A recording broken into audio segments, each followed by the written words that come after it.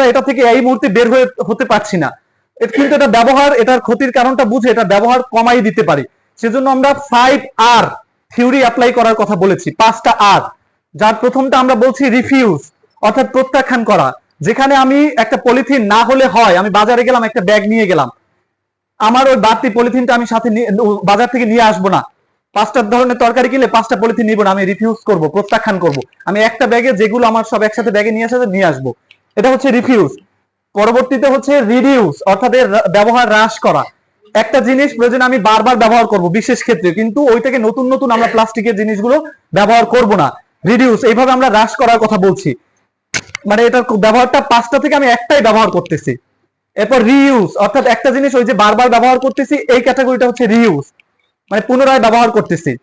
এরপর আমরা বলতেছি রিপারপোজ, 4 নাম্বার আর এর কথা বলছি, রিপারপোজ, অর্থাৎ একটা বোতল, সেটাকে কেটে কুটে বিভিন্ন অর্নামেন্টস, বিভিন্ন সাজানোর ঘর, গৃহ সামগ্রী সাজানোর জন্য ঘরের, এগুলো ব্যবহারের কথা বলছি, যে রিপারপোজ, ভিন্ন কাজে ওটাকে ব্যবহারের কথা বলছি। তাহলে কিন্তু একটা বড় অংশ আমার পরিবেশ থেকে উঠে যাচ্ছে, এরকম ভাবে বলছি রিপারপোজ। এরপরে শেষেরটা আমরা বলছি রিসাইকেল, অর্থাৎ পুনঃপ্রক্রিয়াজাতকরণ, যেটা হচ্ছে সাধারণত মেশিনের মাধ্যমে ফ্যাক্টরিগুলোতে এটা করা হয়। যেমন আমরা পুরনো ভাঙ্গারি দোকানদারকে যেগুলো দিয়ে দেই, ওটা তো আবার তারা রিসাইকেল করে বিভিন্ন ইন্ডাস্ট্রির মাধ্যমে। তো ওই রিসাইকেলের কথা বলছি, যে এটা পরিবেশে যত্রতত্র না ফেলে দিয়ে এটা যদি রিসাইকেল করে, এটাকে পুরোপুরি তো নিষ্ক্রিয় করতে পারা যাচ্ছে না, তাহলে এটাকে এর পরিমাণটা কিভাবে আসলে কমাইয়ে নেওয়া যায়, এই 5টা আর আমরা অ্যাপ্লাই করার কথা বলছি। এছাড়া আরো বিভিন্ন বিষয় আমরা আসলে চেষ্টা চালিয়ে যাচ্ছি, যাতে করে এই আমাদের লক্ষ্য উদ্দেশ্যটা যাতে ঠিক থাকে, মানুষ যাতে এটার ব্যাপারে সচেতন হয়। তো ধন্যবাদ সকলকে।